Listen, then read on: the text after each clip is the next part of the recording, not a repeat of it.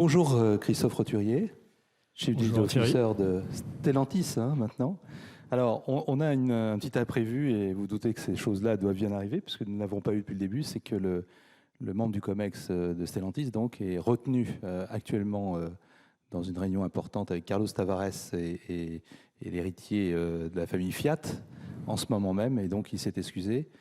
Oui, tout à fait. Il le sait depuis hier et donc il nous a fait une petite vidéo dont on va présenter ça. Tout à fait. Au-delà de la transformation, Xavier Chéreau est le patron des ressources humaines du groupe Stellantis. Et donc, quand on fusionne deux entreprises de 200 000 personnes, vous imaginez que le DRH est très occupé dans les premiers jours.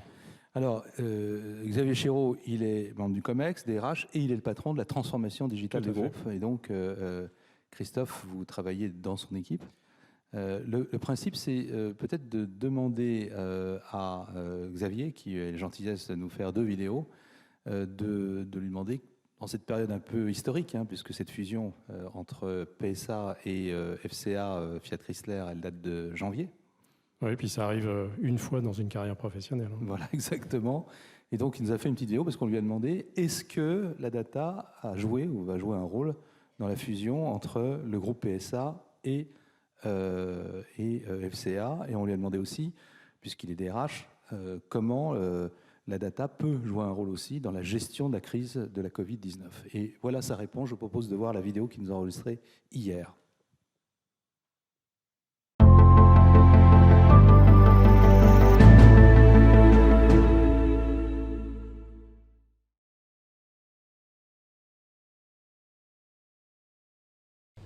Bonjour à toutes et à tous. Je suis très heureux d'être avec vous aujourd'hui par vidéo interposée. J'aurais préféré bien sûr être avec vous physiquement.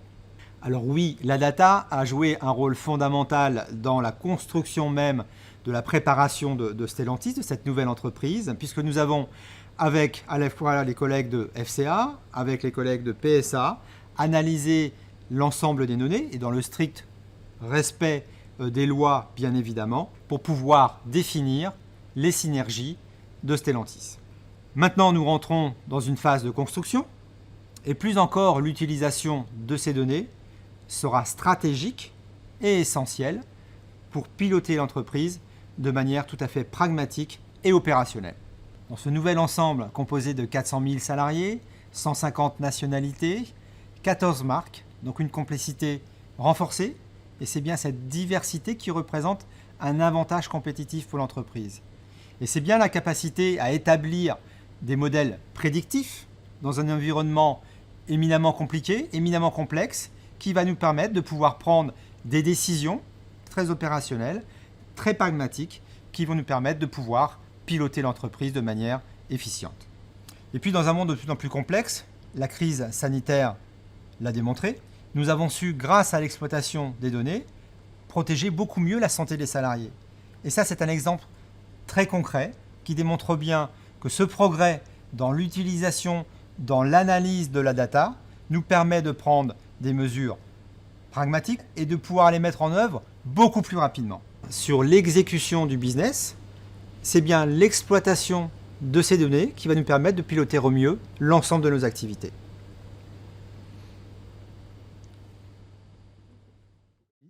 Donc, ce que je propose peut-être, c'est d'avoir des premiers éléments de réponse, parce que c'est vrai que PSA, FCA, c'est une fusion absolument essentielle en Europe et dans le monde.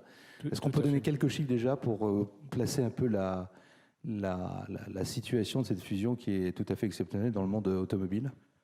Fusion de groupes automobiles qui ont surtout un grand historique dans l'automobile. C'est, je crois, plus de 1000 années d'expérience d'automobile au travers de marques très respectueuses comme bien évidemment Peugeot et Citroën. Celles-là sont bien connues.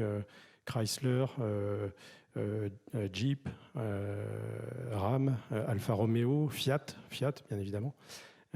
Donc 1000 ans d'histoire ou d'expérience automobile, et Dieu sait que c'est une industrie où l'expérience compte pour beaucoup dans la conception des produits. 2 fois 200 000 personnes, donc un pool de talent énorme. Et par rapport au sujet qui nous intéresse, déjà hier, dans une première rencontre, on va dire, entre personnes de la tech, on voit que ce sujet était bien évidemment à l'ordre du jour aussi du côté Fiat Chrysler de Stellantis.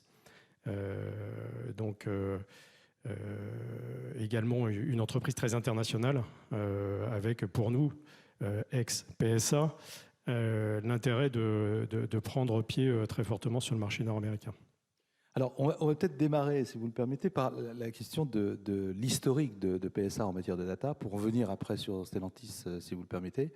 Comment s'est construite l'expérience data de PSA?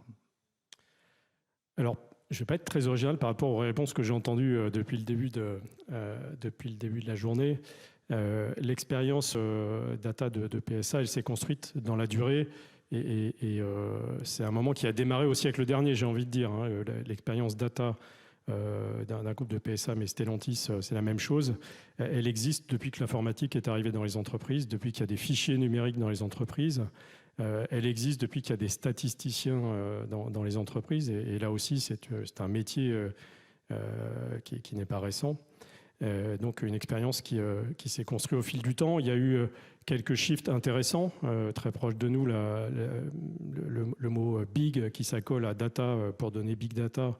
Et donc chez nous, ça veut dire l'apparition de ces grands pools de données où on essaye de favoriser le croisement et les analyses de données entre les grands métiers de l'entreprise, donc les data lakes. Et puis autre évolution très intéressante, c'est ce qu'on peut tirer de la connectivité du véhicule, puisque ce sujet qui reste un sujet d'avenir, c'est déjà un sujet aussi sur lequel on a une certaine expérience avec des offres d'appel d'urgence qui datent de plus de 10 ans, qui ont permis de commencer à tirer profit de ces données véhicules. Donc voilà, une offre une expérience qui se construit sur la durée avec l'informatique, avec des métiers qui n'ont pas attendu que la data soit à la mode pour s'y intéresser. Alors j'aimerais vous poser, Christophe, une question sur cette autre actualité liée à la crise du Covid. On devine que la data a joué un rôle important. Est-ce que vous pourriez nous dire comment PSA a vécu cette crise ? Alors on l'a vécu en passant à un rythme de vie très quotidien. Donc il y a un sentiment d'urgence. Il fallait absolument adapter le fonctionnement de l'entreprise.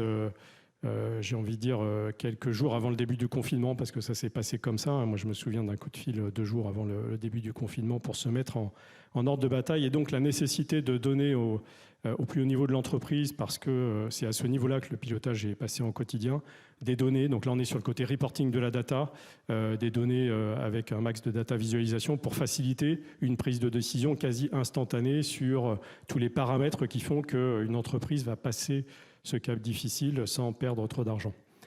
Et puis on a eu également un pilotage au niveau des ventes, mais je crois qu'on a une petite vidéo pour l'expliquer de façon très très précise. Oui, tout à fait. Je vous confirme qu'on a bien une vidéo. La question, c'est de savoir si on la passe maintenant ou pas, parce que comme je voudrais être sûr qu'au niveau technique, on peut visionner cette vidéo. Je pense qu'on va passer d'abord une autre vidéo, puisqu'on a parlé effectivement de la crise du Covid. Et il me semble que le sujet est peut-être aussi de montrer des usages que vous avez développés. Je parlais bien de la crise de l'usage de la vidéo pour le pilotage business de la crise Covid, donc notre prix NetExpo Change d'ailleurs, voilà, qui a été dont on imprimé, est très etc. très fiers. Donc on me dit que la vidéo, c'est possible de la diffuser. Non, on ne peut pas la diffuser. Bon, on va être dans une situation un peu particulière. C'est dommage, on peut peut-être expliquer le principe, parce que c'est quand même extrêmement intéressant de voir comment, avec la data, une entreprise comme PSA a pu réagir en période de Covid. Donc je vais essayer d'être aussi synthétique que ne l'a été notre Chief Data Officer dans la Olivier vidéo. Ursel. Ouais. Olivier.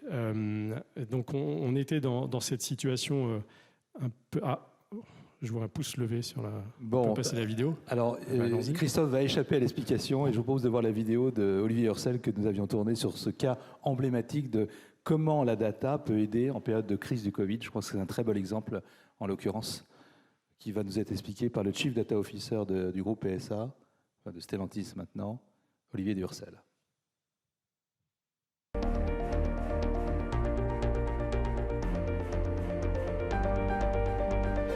Bonjour, je suis Olivier Ursel, Chief Data Officer du groupe PSA. Le projet que je vais évoquer ici s'inscrit dans le contexte particulier du Covid, du début du confinement, fin mars. a été un contexte évidemment d'une grande violence pour l'ensemble des constructeurs automobiles, puisque brutalement l'ensemble des concessions ont été dans la capacité de vendre nos véhicules et que dans le même temps, l'ensemble des usines en Europe ont cessé leur activité. Cette initiative data, elle a répondu au paradoxe auquel on a été confronté à cet instant, qui a été identifié très tôt avec les équipes métiers, qui était que nous avions, dans ce contexte de fermeture globale de nos activités, 200 000 commandes clients à satisfaire qui ne pourraient pas être satisfaites avant un temps important, puisque les usines étaient fermées. Et dans le même temps, nous avions globalement partout en Europe 200 000 véhicules de stock qui ne pouvaient pas être vendus puisque les concessions n'étaient plus en capacité de vendre ces véhicules.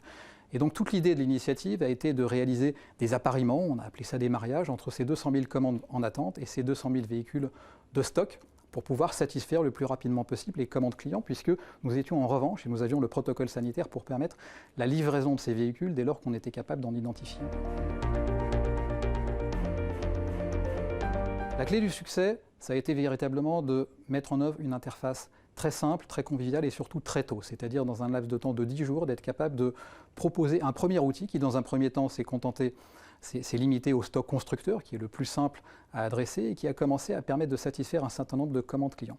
Et puis ensuite, on a travaillé en étroite collaboration avec le métier pour enrichir l'interface au fur et à mesure, c'est-à-dire qu'on a pris en compte l'ensemble du stock partout en Europe, on a pris ensemble la complexité des coûts logistiques, on a pris en compte la finesse des diversités de véhicules et on a commencé à réaliser des appariements, ce qu'on appelait approximatifs, c'est-à-dire à une option près, dès lors qu'on considérait que cette option était acceptable en plus ou en moins vu du client, à une couleur près, etc., etc.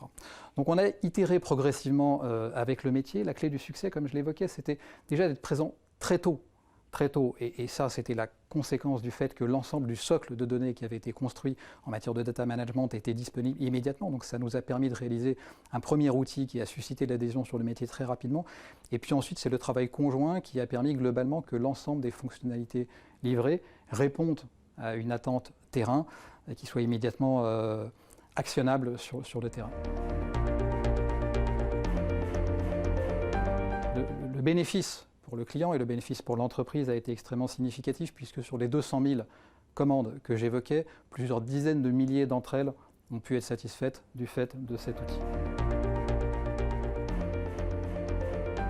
Au-delà de la crise, eh bien, le potentiel de la démarche, il trouve tout son sens dans la transformation des canaux de distribution du groupe. Et en particulier, l'idée aujourd'hui, c'est qu'on puisse implémenter cet algorithme au cœur de nos processus de vente, que ce soit nos processus de vente en point de vente ou que ce soit nos processus de vente sur le canal digital, de telle manière qu'on puisse faire ces propositions en temps réel durant l'acte d'achat du client. Et auquel cas, on en arrive à des problématiques qui sont par ailleurs extrêmement riche au plan technique, au plan scientifique, puisque d'une part, comme je le disais, il faut être temps réel, mais d'autre part, il faut avoir une approche qui soit réellement prédictive par rapport à l'acte d'achat de nos clients. Très bel exemple de gestion de crise, mais on voit bien que les choses existaient déjà en matière de data et que vous avez su réagir sur le sujet. Oui, tout à fait. Et puis, ce que j'ai beaucoup apprécié sur cette réalisation, c'est aussi les modalités dans lesquelles ça s'est passé avec alors le sentiment d'urgence qu'on a à ce moment-là aide beaucoup à cela, mais un fonctionnement très transversal à l'entreprise, les métiers autour de la table, beaucoup d'agilité et en même temps un accès au top management pour les décisions à prendre, associé à 10 jours pour sortir une première version et puis ces itérations qui font qu'on arrive à quelque part un sujet de data qui vient impacter le résultat de l'entreprise. En combien de jours au total le projet est sorti? Alors 10 jours pour sortir une première version. Et ensuite on est, j'ai envie de dire, dans ce qui fait la vie des produits digitaux où on itère à partir d'une première version pour ensuite avoir un impact beaucoup plus fort. Alors là, on voit un bel exemple de réactivité sur un projet data et comment ce projet peut servir une cause immédiate avec une nécessité d'une réponse rapide. Mais j'aimerais vous poser la question de comment vous avez élaboré la stratégie data, plus généralement? Alors, plus généralement, donc on était fort de cet existant très technique autour de l'IT, puis de cette sensibilité des métiers à la donnée. Ce qu'il nous fallait, c'était lui donner un lien avec le business, un lien avec la stratégie de l'entreprise, rendre le sujet visible au plus haut niveau du groupe. Pour ça, d'abord, on l'a inscrit à la feuille de route de la transformation digitale du groupe. Donc c'est un des projets stratégiques que nous menons au sein de la direction de la transformation. Deuxièmement, et ce n'est pas anodin, nous avons nommé 2 sponsors du sujet au niveau COMEX, parce que quand on veut faire bouger l'entreprise, et 200 000 personnes, c'est beaucoup, il faut Ces pouvoir... 2 sponsors, c'était? Alors ces 2 sponsors, c'était et sont encore Maxime Pica, qui est le patron de la région Europe, celle où se faisait le résultat de PSA, et puis le directeur industriel du groupe, qui nous ont beaucoup aidé à mettre sur pied, à cadrer et à faire connaître aussi ce sujet-là. Voilà, donc 2 sponsors. Et puis surtout, on a défini des terrains de jeu prioritaires parce que on savait où était une sorte de profit pool de la data. Donc première priorité, la qualité. On y reviendra tout à l'heure. On a également un autre exemple très marquant. Deuxièmement, à cette période-là, on est en 2016. On se prépare à accélérer notre transition énergétique entre les moteurs thermiques et les moteurs électriques. Donc on s'est mis une priorité autour de cette transition énergétique. Et puis de façon plus classique, contribuer à la performance du fonctionnement de l'entreprise en allant chercher quelques gains d'efficience supplémentaires grâce à la donnée. Donc voilà comment on a cadré cette stratégie. Et alors quel a été l'impact de cette stratégie justement sur l'organisation ? Alors effectivement, donc, il ne s'agissait pas d'avoir une stratégie, il fallait qu'on fasse en sorte de pouvoir mettre en œuvre opérationnellement des projets. Donc encore une fois, on partait d'un certain nombre d'acquis. On a voulu une organisation horizontale. Il y a plusieurs choix possibles pour faire bouger les choses. Et donc cette organisation, on l'a bâtie autour de 3 piliers que j'aime bien décrire comme les 3 pieds d'un tabouret, bien posés sur le sol. S'il en manque un, le tabouret, il tombe par terre, donc ça ne marche pas. Premier pied, l'IT, je l'ai évoqué. Pas d'IT sans data, avec ses data engineers, avec ses architectes de systèmes d'information. Le deuxième pied, il s'agissait d'emmener l'ensemble de l'entreprise dans la transformation data. Et donc, on a créé au sein des grands métiers de l'entreprise ce qu'on appelait des data services. Donc, il y a un data services au sein du sales and marketing, un autre pour l'industriel, un autre à la R&D. On en a mis un au purchasing, aux achats, et puis dans les équipes de services à la mobilité. Un data services, c'est quoi ? C'est une équipe qui va se soucier d'aller accompagner la transformation au contact des métiers. Donc, qui va ramener des use cases, qui va les mettre en projet, les faire aboutir. Mais cela ne suffit pas non plus.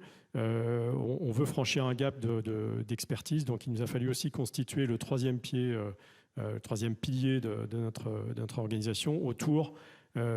J'hésite à utiliser le mot expert de la data parce qu'on va lui donner une connotation très scientifique. Il n'y a pas que des profils scientifiques dans cette équipe, mais c'est un peu le cœur du réacteur qui est à la main directe du Chief Data Officer, c'est son équipe directe. By the way, on lui a demandé aussi au Chief Data Officer d'animer l'ensemble sous forme de communauté complètement transversale à notre groupe. Et donc, au sein de cette équipe de cœur du réacteur, on a bien évidemment des data scientists, parce que c'est une compétence dont il a fallu se doter dans le groupe de très bon niveau. Des personnes qui sont, pour la bonne partie, venues de l'extérieur avec beaucoup de gourmandise face au terrain de jeu que présentait l'automobile pour des passionnés de data science. On a également un rôle extrêmement important qui vise à piloter de façon globale et stratégique le portefeuille de projets data. On pourra y revenir notamment sur la manière dont on pilote ça à partir de la valeur de ces projets-là. Et puis un troisième champ de compétences, pour aller vite, autour de la gouvernance de la donnée. Un sujet pas facile, un peu rugueux, absolument indispensable si on veut tirer profit des bénéfices potentiels, parce qu'il va falloir exploiter la donnée entre des grands métiers. Et ce qui est important, c'est un, de le gouverner, mais deux, de s'accorder sur le sens des données, la fameuse ontologie dont vous parliez ce matin.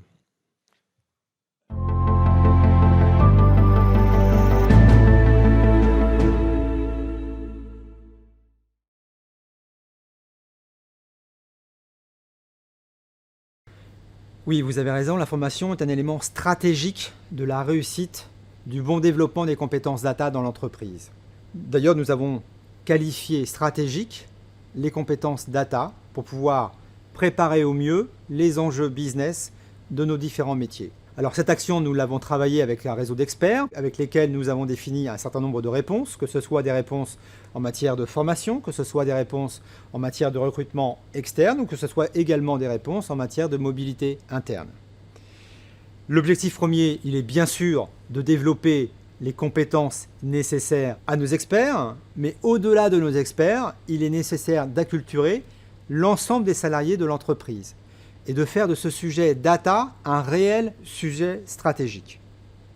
Et donc, il est bien de notre responsabilité d'entreprise, avec les managers, de démocratiser la bonne exploitation de la donnée et de pouvoir en faire un réel avantage compétitif pour les décisions business que nous serons amenés à prendre dans l'ensemble de nos métiers.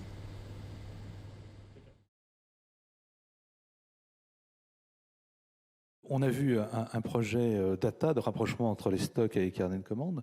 Est-ce que vous pourriez nous donner peut-être d'autres exemples sur comment la data a favorisé la performance, au-delà des ventes, je dirais, dans la production, la logistique, la R&D par exemple, chez PSA et demain chez Stellantis? Alors à ce moment-là, je propose qu'on passe la deuxième vidéo de notre Chief Data Officer, qui est une illustration de la performance de la donnée au sein de la qualité et de l'engineering. On passe si on peut le faire.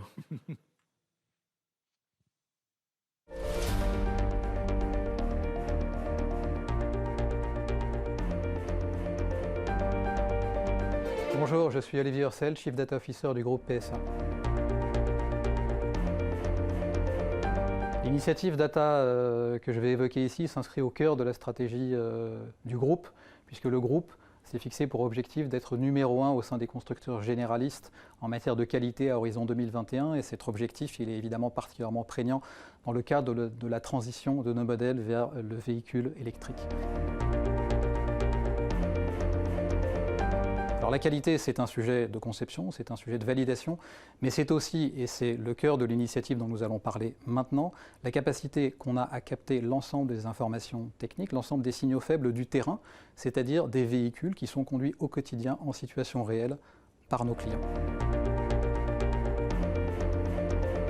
Pour ce faire, le groupe PSA a construit une plateforme IoT, une plateforme Internet des objets qui va collecter l'ensemble de ces informations, après nous être assurés du consentement de nos clients, et de façon parfaitement sécurisée, de telle manière que l'ensemble des informations techniques, de ce qu'on appelle les codes défauts des véhicules, puissent être exploités par nos équipes.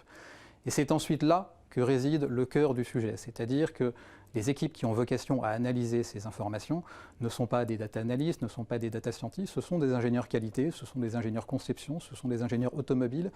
Ils doivent accéder à ces informations pour mener des analyses extrêmement poussées sur des informations qui sont très diverses en toute autonomie. On gagne un temps considérable sur les analyses que nous menons. On mène ces analyses de manière totalement exhaustive et donc en règle générale, et sans même que les clients ne le sachent, on est susceptible d'adapter nos stratégies en matière de qualité pour atteindre nos objectifs de manière très fine, de manière très ciblée et très tôt.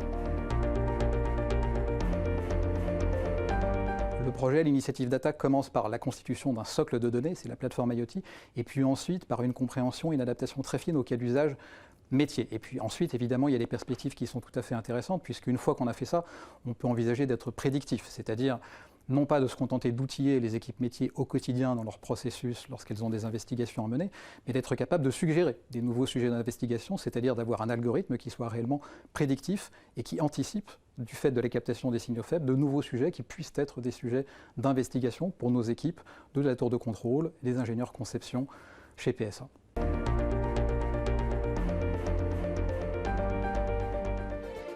Alors voilà effectivement un bel exemple de l'utilisation des data et de la performance des data. Oui, tout à fait. Et on voit que les métiers concernés, là, on est très qualité, R&D. Il faut savoir que ça représente un quart des gains en valeur sur des projets data. La grosse moitié vient du sales and marketing. On a par exemple des sujets de scoring de nos clients en fonction de leur probabilité de quitter le réseau de la marque, qui est un grand challenge pour la prévente des constructeurs automobiles. Voilà, donc la moitié sales and marketing, là on a un quart de la valeur. Et ce sujet-là, à l'avenir, va prendre une proportion très très forte. Alors le grand chef, le directeur général du groupe Stellantis, Carlos Tavares, ça a beaucoup parlé de la nouvelle ère de la mobilité. Ce qu'on entend par nouvelle ère de mobilité, hein, il l'a expliqué, c'est bien sûr la voiture électrique, mais c'est également toutes les plateformes d'autopartage, les plateformes digitales qui vont jouer un rôle important jusqu'à la voiture autonome. Quel rôle, selon vous, va jouer la donnée dans cette nouvelle donne de mobilité dans laquelle le groupe s'est engagé? Un rôle extrêmement structurant et j'ai envie de dire, on utilise déjà la donnée de nos produits. On est plutôt, je le disais, 25%. Là, ça va devenir le sujet le plus impactant en termes de valeur pour le groupe. Donc, on a la question de la connectivité du véhicule autonome qui font partie de cette nouvelle ère de la mobilité. Donc là, c'est une évidence que les données sont essentielles, notamment sur le véhicule autonome, dans les phases de conception, la capacité à analyser toutes les données remontées pendant les phases d'essai pour l'apprentissage des algorithmes de conduite autonome. On a l'avènement du véhicule électrique. Au-delà de, pareil, la remontée des données pour, d'une part, offrir des services à nos clients sur le véhicule électrique, puisque c'est une nouvelle forme de mobilité sur laquelle notre usage de l'automobile va évoluer. On va devoir, nous, en tant que constructeurs, s'assurer que nos produits reste bien cohérent par rapport à l'usage qui en est fait. Et cet usage, il va évoluer parce que le fait d'avoir une batterie et de devoir se préoccuper un tout petit peu plus de l'autonomie de sa voiture va forcément influencer l'usage. Et ce qu'on va devoir faire, c'est analyser des données d'usage pour s'assurer que nos segmentations produits et clients restent cohérentes par rapport à l'usage. Donc un sujet extrêmement stratégique avec un bras de levier énorme sur la performance de l'entreprise, puisqu'on touche aux produits. Puis enfin, le quatrième volet de cette nouvelle ère de la mobilité, c'est l'avènement des services à la mobilité. Donc c'est au sein du groupe Stellantis 2 marques encore naissantes. Hein. On est dans une industrie qui à la fois a déjà des résultats mais se cherche encore. Free2Move Car Sharing à Paris, et puis Leasys en provenance du périmètre Fiat Chrysler. C'est une industrie de plateforme où bien évidemment la donnée est clé, ne serait-ce que sur une flotte de car sharing pour pouvoir bien gérer le positionnement des véhicules en fonction de l'usage qui est fait sur une ville comme Paris ou Madrid. Alors on voit dans cette nouvelle donne de la data et à travers la multiplication des cas et de cette montée en puissance des volumes de données que la formation va être plus que jamais un enjeu. Alors comment envisagez-vous de favoriser cette montée en compétences au sein du nouveau groupe? Alors, la formation va être clé, pas forcément celle des experts, parce que je pense que les data scientists sont à un niveau d'expertise où quelque part ils s'auto-forment. Notre ambition va être de s'adresser à 2 populations. On a d'abord l'ensemble des collaborateurs du groupe qu'on va appeler des data citizens. Ce qu'il faut qu'on arrive à faire, c'est d'avoir de la sensibilisation pour que la donnée devienne quelque part une compétence générique, une compétence de base, un peu comme l'anglais dans un groupe international. Et pour ça, il faut qu'on mette les outils de la data analyse dans les mains du plus grand nombre. Et puis on a des populations qui sont déjà sensibilisées à la donnée, les data analystes. Pour eux, le challenge, c'est de les tirer vers le haut, vers la data science. Donc leur mettre dans les mains un certain nombre d'outils prêts à l'emploi dans des boîtes à outils, mais des outils de la data science pour augmenter la surface des cas d'usage qu'ils vont pouvoir traiter au cœur de leur métier. Et donc ça va être ça un peu la priorité de nos actions de formation. Et donc potentiellement des synergies au sein du groupe autour des sujets data. Tout à fait. Alors donc, on va dire que c'est un sujet où le coup de sifflet a été donné dès le premier jour, hein, puisque on ne va pas perdre une minute. C'est un peu notre culture depuis 5-6 ans avec l'arrivée de Carlos Tavares. On va traiter ces sujets sans tarder. Donc le coup de sifflet est donné sur la recherche de synergie et on commence à identifier des thématiques et tout simplement partager les solutions qui sont sur étagère avec la nécessité impérieuse d'oublier le syndrome du not invented here, primordial, et se centrer sur la valeur. Et en se centrant sur la valeur, c'est là où les solutions vont s'imposer d'elles-mêmes. parce que, in fine, il n'y a que ça qui compte, quelle que soit la technologie qui a été retenue, si elle est impactante. Et le juge de paix sera tout simplement le business, parce que c'est lui qui va nous dire cette solution-là me convient parce qu'elle vient impacter des ventes, parce qu'elle vient impacter une performance d'une équipe industrielle. Merci Christophe. C'est moi. Et merci d'avoir partagé la vision et l'expérience du groupe PSA et maintenant du groupe Stellantis, qui devient un des premiers constructeurs mondiaux. Merci. C'était un plaisir. Merci.